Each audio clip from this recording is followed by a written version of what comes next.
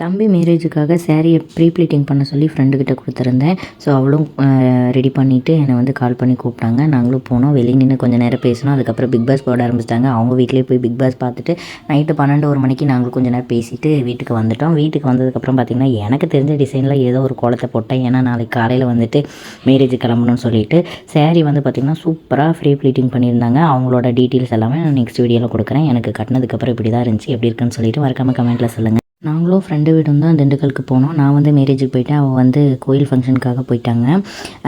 நாங்கள் பார்த்திங்கன்னா எங்களோட காரில் வந்துட்டோம். அவங்க வந்துட்டு அவங்க காரில் வந்துட்டாங்க. அப்புறம் பார்த்திங்கன்னா காலையில் 3 மணிக்கு அவள் ஃபோன் பண்ணி எழுப்பி விட்டுட்டேன். நான் இன்னும் கொஞ்சம் நேரம் 4 மணி சம்திங் ஆயிடுச்சு. அதுக்கப்புறம் ஃப்ரெஷ்ஷாக போயிட்டு கிளம்பி 5 மணி ஆயிடுச்சு. போய் பெட்ரோல் அடிச்சுட்டு நாங்களே கிளம்பிட்டோம். நாங்கள் ஈரோட்லேருந்து அப்போ தான் கிளம்புறோம். அவங்க கரூர் பக்கமாக போயிட்டாங்க.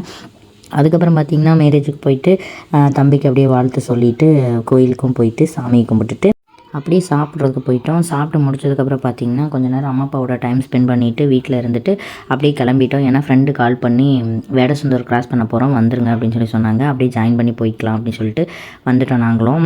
அதுக்கப்புறம் பார்த்திங்கன்னா 4 மணி ஆயிடுச்சு ஈரோடு ரீச் ஆகிறதுக்கு. ஈரோடு வந்தோன்னே டீ குடிச்சிட்டு போகலான்னு சொல்லிட்டு நானும் ஃப்ரெண்டு ஃபேமிலி எல்லாம் டீ குடிச்சிட்டு அங்கேருந்து கிளம்பிட்டோம். நானும் என் ஃப்ரெண்டு நிஷாவும் ஒரே மாதிரி வாட்ச் கட்டியிருக்கோம். எப்படி இருக்குன்னு சொல்லுங்கள். நாங்கள் 2 பேரும் பார்த்து செலக்ட் பண்ணது. தேங்க்யூ ஃபார் வாட்சிங்.